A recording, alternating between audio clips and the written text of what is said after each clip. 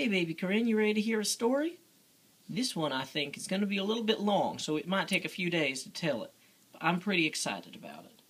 So, anyway, Seshat, the Egyptian goddess of writing, astronomy, architecture, and mathematics, desired to take measurement of the Ryugyong Hotel, and so she traveled across the world to Pyongyang. As she walked the hotel floors, measuring each with her renowned precision, bells began to sound, and sentries rushed up the stairs toward her. They froze upon overtaking her, perceiving Seshat to be a wealthy foreigner, perhaps even an investor in the hotel. The highest ranking among them, a Hagyup Pyongsa, stammered, "You should not be here unescorted. The building is under construction."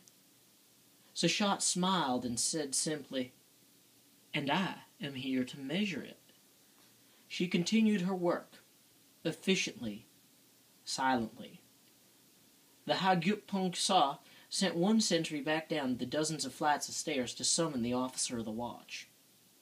A construction elevator delivered the officer of the watch to the 26th floor, where the sentries clumsily trailed behind Seshat. The officer, recognizing her confidence, spoke politely. "I apologize for my men, but all visitors must be escorted. If I may see your papers, I will accompany you as you work to assure your safety."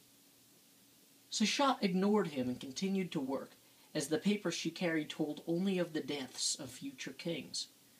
The officer repeated again that he must see her papers before he could allow her to continue, but when she still ignored him, he relented, fearing any foreigner that brazen must be well connected enough to be dangerous only to his ambitions.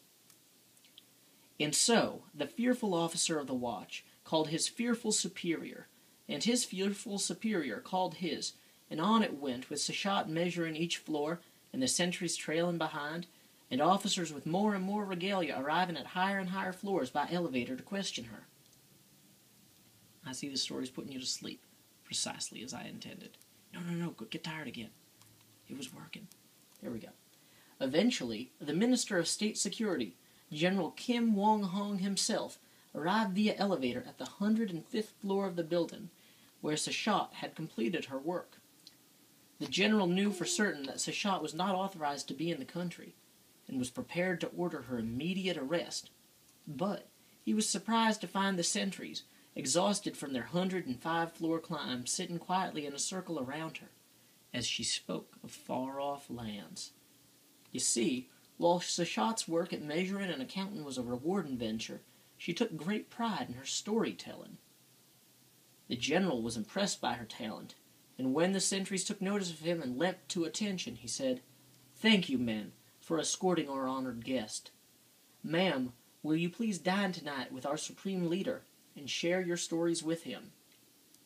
Seshat had not met the supreme leader, and though she cared little to, her work for the day was finished, and she relished the opportunity to tell another tale.